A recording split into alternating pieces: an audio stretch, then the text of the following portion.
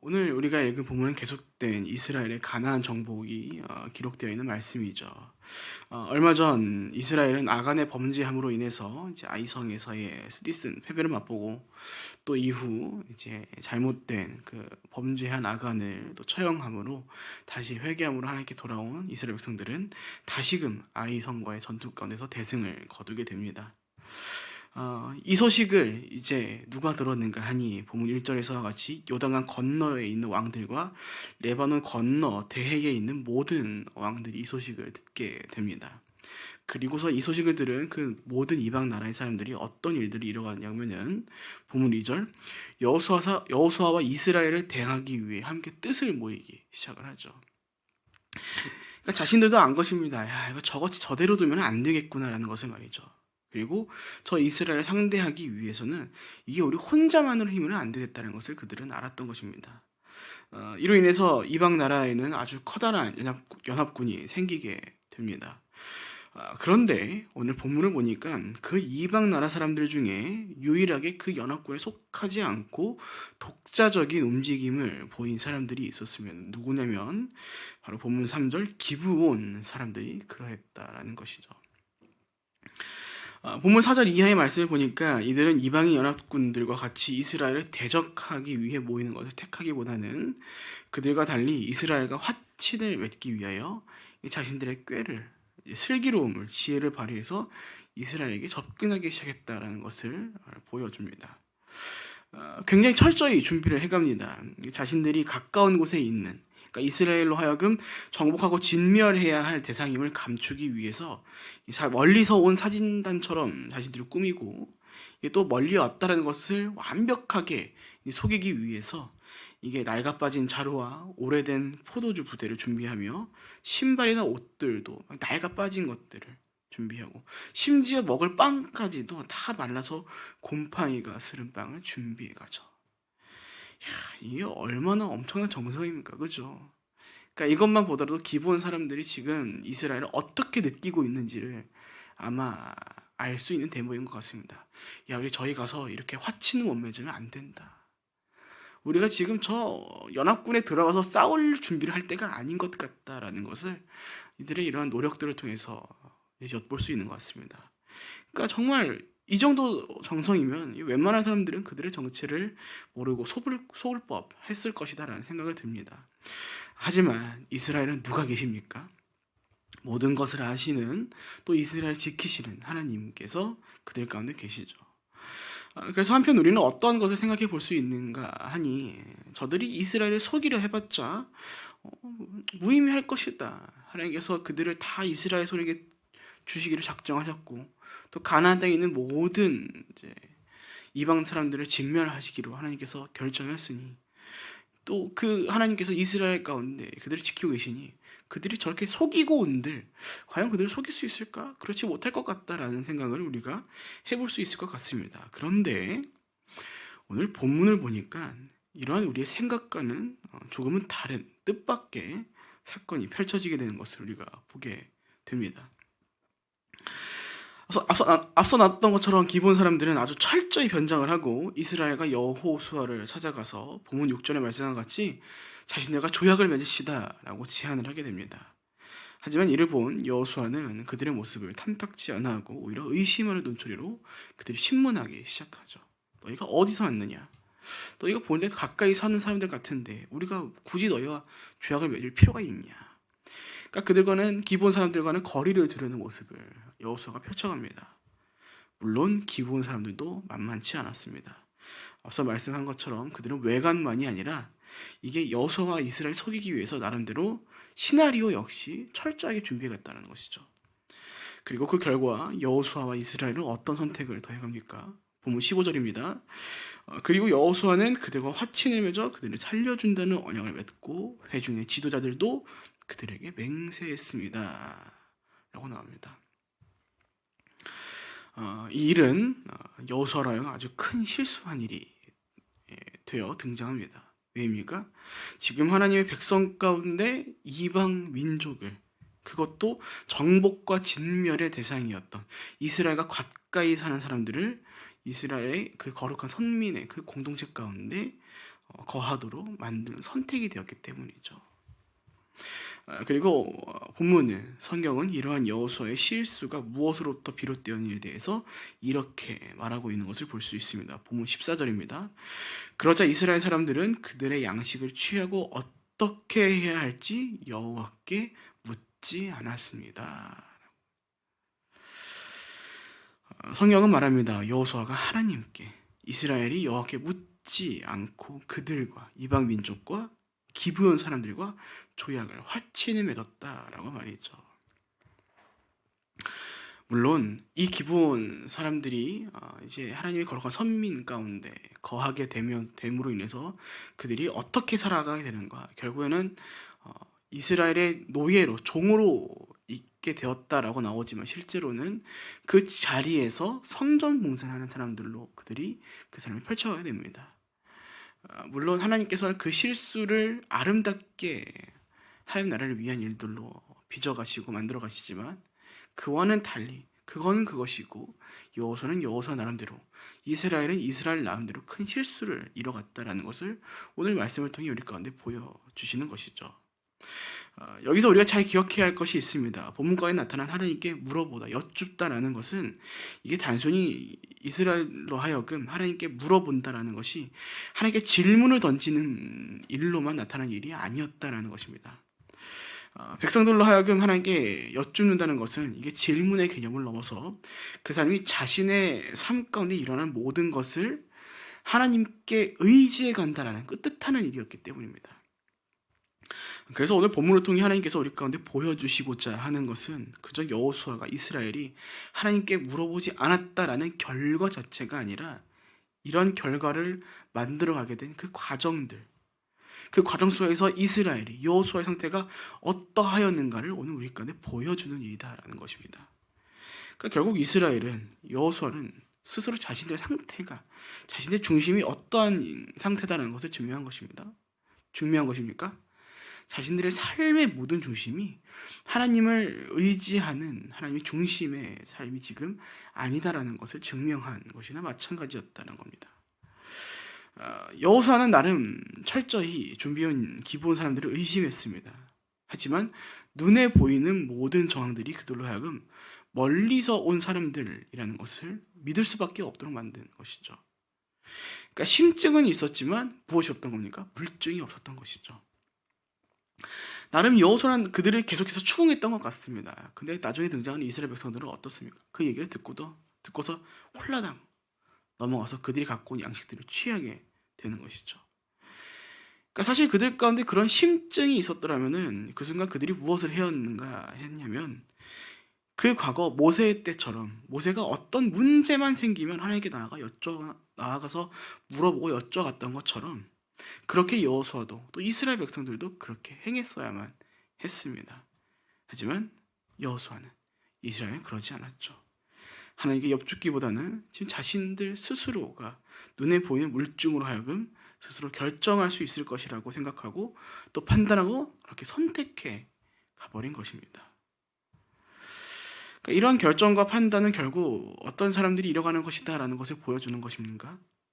하나님 중심에서 벗어나기 시작한 사람들이 이런 선택들을 하나둘씩 잃어가고 있구나라는 것들을 보여주는 것입니다. 한편 하나님 중심이 아니다라는 것을 좀 다르게 말하자면 이스라엘의 진정한 왕 되신 하나님의 왕권 그 자체를 무시하는 일이다라고도 생각하고 말할 수 있을 것 같습니다. 이스라엘을 다스리시는 분은 하나님이십니다. 사람이 아니죠. 그 말은 그 나라를 위한 모든 결정은, 그 결정의 모든 정권은 오직 하나님께만 있다라는 것입니다. 그렇게 하나님을 지향한 모든 백성들은 하나님의 결정 가운데 순종해 나가야 하며 또 하나님께서 어떠한 결정을 더해 가실지를 물어보고 또 하나님께서 결정해 가실 것을 의지하고 기다리는 삶을 그들이 펼쳐가야만 했던 것이죠. 하지만 그들이 어떤 것들을 펼쳐갔습니까? 하나님께서 결정하기 위한 일들을 다 스킵해버립니다. 본인들이 결정하고 본인들이 선택해 갔던 것이죠. 그리고 이러한 모습들은 곧 그들 가운데, 그들의 마음 가운데 작게나마 교만이 싹트고 있는 삶이 시작되었다는 것을 보여주는 것입니다. 우리가 잘 아는 말씀 가운데 이런 말씀이 있죠. 잠언 16장 18절 교만은 패망의 선봉이요 거만한 마음은 넘어짐의 앞잡이니라. 해당 본문 가운데 나타난 교만이라는 단어는 히브리어로 가온이라는 단어인데 그 뜻은 높임, 위엄, 자랑이라는 뜻을 함께 갖고 있는 단어입니다. 그러니까 지금 이스라엘이 어떤 상태였다는 겁니까?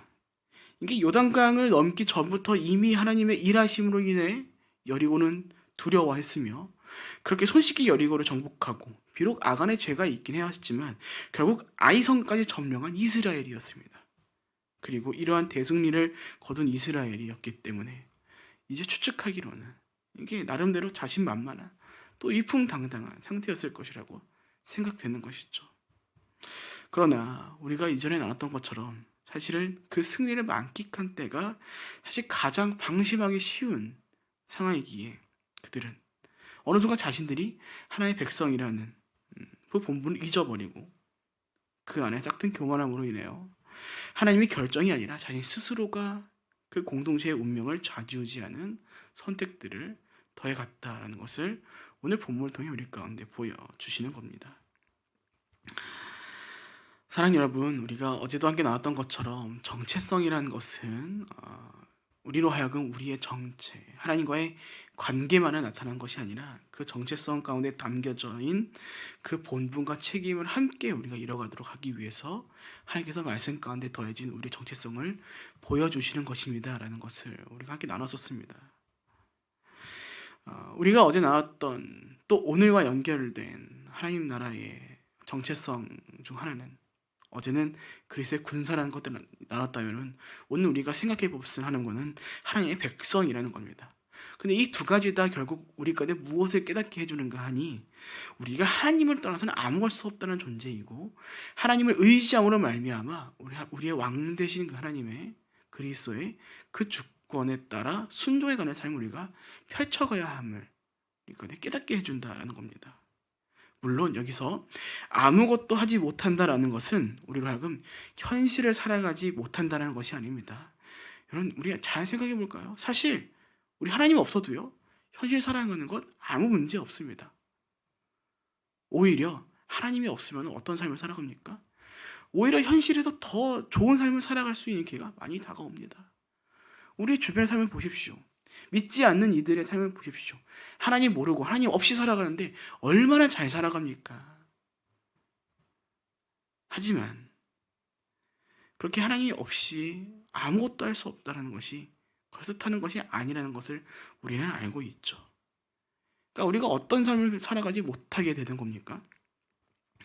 현실은 살아갈 수 있지만 그 안에서 그리스도인으로서 하나님의 백성으로서 하나님께서 인도하시고 거룩한 그 정결한 삶을 우리가 살아갈 수는 없게 된다는 것입니다. 무엇을 떠나서요? 무엇이 없으면요? 하나님을 떠나면요. 하나님 없이는요. 그러니까 우리의 수고함이 아름답게 열매 맺도록 하기 위해서는 우리가 언제나 하나님과 함께하는 하나님을 의지해가는 하나님께서 다스리시고 하나님께서 인도해 가시는 인생을 우리가 살아가야 한다는 것이죠. 그래서 예수님께서도 말씀하셨지 않습니까? 나는 포도나무 너희는 가지라. 그리고 뭐라고 말씀하십니까? 너희가 나를 떠나서는 아무것도 할 수 없다라고요. 우리와 관계를 말씀하신 것 동시에 우리의 본분, 우리의 실체, 너희가 나뭇가지이기 때문에 너희가 나를 떠나서는 아무것도 할 수 없다. 그래서 그 정체성이 결국 무엇을 뜻하는 겁니까? 너희가 나와 함께 있어야만 한다. 너희가 내게 붙어 있어야만 하는 본분과 책임이 너희 가운데 더해져 있다. 오늘 본문의 내용도 사실 이와 같은 것입니다. 하나님의 결정 없이 높아진 자신들의 위신들을 통해 스스로 결정해 갈 때 그 결정이 더해가는 것은 결국 복과 은혜가 될 수 없다는 사실을요. 오히려 가깝게는 저주와 고통이 될 수 있다. 그렇게 우리는 기억해야 합니다. 우리는 결코 스스로의 힘으로 다가오는 유혹과 악함을 떨쳐내고 거룩하고 의로운 삶을 살아갈 수 없다라는 것을요. 여러분 우리 각자의 삶을 잘 돌아보십시오. 우리의 힘으로 거룩한 삶을 살아가겠다고 다짐하고서 그렇게 살아갔던 적이 있습니까? 아니요. 아마 없을 것입니다. 10중 8구 아니요. 10중 10은 없을 겁니다. 왜냐하면 그 거룩함의 주체는 우리가 될 수 없기 때문입니다. 우리가 거룩하도록 살아가게 만드는 가장 중요한 원인은 우리에게 있는 것이 아니라 하나님께 있는 것이기 때문입니다. 그래서 우리가 무엇해야 하는 겁니까? 우리가 하나님을 의지해 가야 하는 겁니다. 내 삶의 모든 것을 하나님께서 선하게 결정해 주실 것을 신뢰함으로 의지해 나가야 하는 것이고, 또 우리가 결정하는 그 모든 선택들 가운데 하나님의 지혜와 그 거룩함이 담겨져 갈 수 있도록 기도해야 하는 것입니다. 오늘 여호수아의 선택은 결국 하나님 백성으로서 또 이스라엘이라는 공동체의 일로서 하지 말아야 할 선택이었을 겁니다. 왜냐하면 누군가의 화친을, 조약을 맺는 일은 그들을 거룩한 선민으로서의 공동체 가운데 받아들인다라는 것과도 같은 것이었기 때문이죠. 하지만 그것을 위한 모든 주권은 누구에게 있었습니까? 하나님께 있는 일이었습니다. 그래서 사실 여호수아는 그 선택을 이뤄가지 말았어야 했습니다. 다가오는 본문 가운데 하나님께서 비록 그 기브온을 통해서 선한 일들을 이뤄가시곤 했지만 그들이 갖고 있는 거룩한 하나님의 선민, 하나님 나라의 백성이라는 그 정체성을 갖고 있는 그들의 삶과는 사실 이 선택은 그렇게 지혜로운 선택은 아니었다라는 것이죠. 여호수아는 어디까지나 자신이 하나님께서 세우신 사람이라는 것을 기억하고 그 하나님 나라의 중요한 일이 될 수 있는 그 결정을 위해서 그 자리에서 그들과 화친을 맺을 것이 아니라 하나님께 나아가 하나님께 여쭙는 모습을 펼쳐갔었어야만 했었던 것입니다. 사랑하는 여러분, 오늘 저와 여러분은 어떻습니까? 삶의 모든 순간 속에서 무엇을 의지하고 또 무엇을 기준 삼고 또 무엇을 바라보고 살아가고 있습니까? 우리는 하나님의 백성이자 동시에 연약한 죄인들입니다. 그런 우리는 결코 온전한 분별력을 가질 수 없기에 무엇이든 완벽하게 판단할 수 없는 것입니다. 그래서 제가 누누이 말씀드리지만 너무 자신만만한 신앙생활을 우리는 조금 피할 필요가 있다는 것입니다. 겸손하게 나의 연약함을 알고 내가 나의 힘으로 스스로 모든 것을 할 수 없다는 것을 인정하고 낮아지는 마음을 가지고 우리가 하나님을 의지해가는 삶을 펼쳐가기 위해서 겸손하게 우리가 하나님 앞에서 그 낮아지는 삶을 살아갈 필요가 있다는 것이죠. 그래서 참 안타깝지만 어디까지나 개인적인 생각입니다만 이렇게 콧대가 높고 콧대가 높아진 또 막 어깨에 막 이렇게 올라가신 분들이 결국 어떤 일들을 펼쳐가게 되는 겁니까? 사고 치는 겁니다. 하나님 앞에서 엎드려 겸손하게 하나님께 여쭙고 또 하나님께서 그 선택들을 이뤄가기 위한 일들을 이루시기 위해 시간들을 기다려야 할 텐데 이렇게 높아진 자신의 위신들과 또 자신들이 이뤄간 그 업적들과 그런 것들 또 경력들 이런 수많은 것들을 통해 내가 이런 선택하는 것들이 다 올바르게 해왔구나라는 것들을 힘입어 자신만만해짐으로 말미암아 더해진 그 선택들이 어느 순간 자신의 삶을 얽매이게 올가매는 것들을 그들이 펼쳐가는 것이죠. 사랑 여러분, 그렇게 오늘 우리는 오늘도 내일도 겸손한 마음을 가지고 하나님을 의지하는 삶을 살아가야 할 줄로 믿습니다. 부디 오늘 내가 결정해가는 그 모든 선택과 판단에 나의 뜻과 생각이 아닌 하나님께서 더해주시는 또 깨닫게 해주시는 지혜로 거룩함으로 정결함으로 그 모든 것들을 선택해 갈 수 있도록 기도해야 한다는 것입니다. 그렇게 오늘 말씀을 읽고 있는 저와 여러분을 향한 하나님께서 여쭤보시는 질문이기도 한 것입니다. 너희는 오늘 무엇을 의지하고 살아가고 있는가를 말이죠.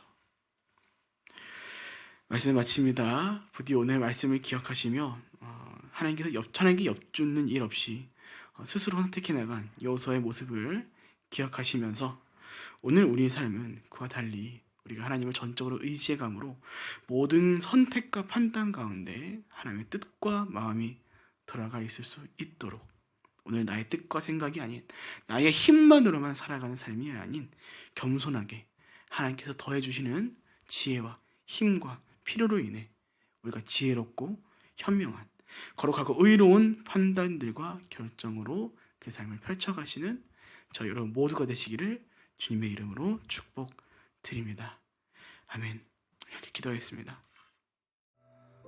살아계신 하나님 아버지, 원컨대 오늘 우리가 말씀을 기억함으로 말미암아 하나님을 의지하고 우리가 이뤄가는 모든 현실의 선택들 앞에서 하나님이 기뻐하시는 뜻을 선택해가기 위한 지혜와 분별함이 우리 가운데 담겨지기를 간절히 기도합니다.